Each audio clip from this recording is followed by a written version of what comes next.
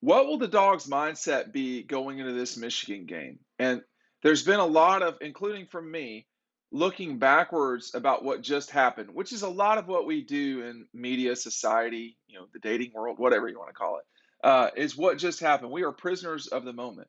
But what is Georgia's mindset going to be as they get ready to travel down to Miami Gardens, to take on Tom Brady's former school? I wonder if Tom will be at the game. We will see. So that's one thing that Gene Chizik talked about this week, and here's what he had to say very specifically. What is Georgia's mindset moving forward? How are they going to regroup from the Alabama loss? And he said this: I think a lot of it, excuse me, I think it's going to be a total refocus plan. And he added, a lot of this was Georgia inflicted wounds. They busted coverages and didn't tackle in the open field the way they normally do. Completely correct, specifically on the busted coverages. I mean, are we going to see more Latavius Brini? He's going down to his hometown to play. Are we going to see a more healthy Chris Smith? And I think one of the most important things to remember in sports, this is a little bit of a World War II analogy. It really probably any war, but the French in World War II, before World War II, had built something called the Maginot Line, and they felt like it would prevent the Germans from attacking them the same way as occurred in World War One. In other words, the French were preparing for World War II like they were going to refight World War One. That's not at all what happened.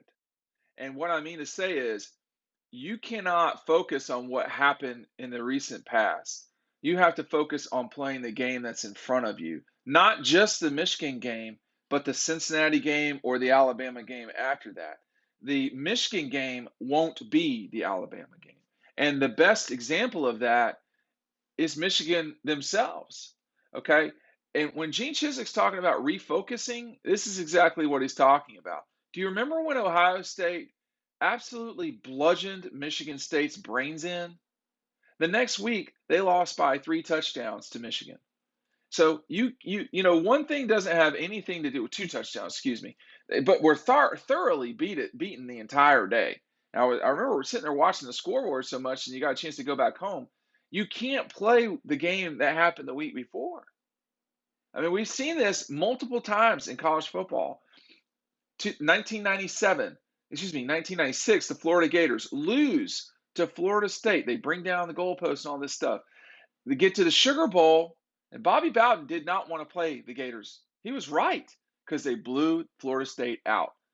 Fast forward to 2011, 9-6, one of the greatest games of all time, allegedly. Not true, by the way, but was the venom that was spewed the entire time. LSU, Alabama, 9-6, nothing but field goals. Guys missing field goals, guys making a few. LSU wins the game in overtime. Everybody's ready for the rematch. Alabama wins 21-0. Alabama, 2017, really got manhandled, I would say, by Auburn. Lose that game. Here comes Auburn. The next week they got to play Georgia. They get manhandled themselves. Alabama's in the college football playoff. They don't have to play Auburn. They don't have to play at Jordan-Hare. They have to play the game that's in front of them, which was Clemson, who they totally dominated, and then they squeaked one out against Georgia in one of the all-time greatest college football plays of all time, one of the all-time greatest college football games of all time, in the Georgia-Alabama National Championship of 17. You can't replay the game you already played. And the self-inflicted wounds from the Dogs cost them the game against Alabama. All due respect to Bryce Young, and by the time you see this, he will have probably won the Heisman, which he will have deserved. I can't say who I voted yet until after that is awarded, but he was a prime candidate to win that award. And what will Georgia move forward trying to do? Will they try to replay a game that you can't replay? Or will they fix up the issues that are right there in front of them and move forward?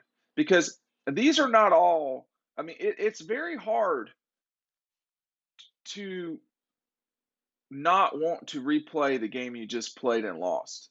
I'm certain Alabama's not thinking about the Georgia game really in any way, except how awesome they were. Well, eh, rewind 7 days from the championship game. They played not well against Auburn.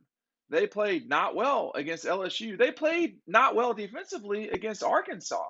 I mean, there's been plenty of not wells from the Alabama Crimson Tide this season. I will regurgitate them to you if you would like or not. But what Alabama has done, Nick's done a great job of this, is they've just played the game that's in front of them in that moment. They did not play well against Florida. They did not play well against Texas A&M. I would say they won, but they did not play great against Tennessee. They kind of slopped around for a while. They did not play well for sure against LSU.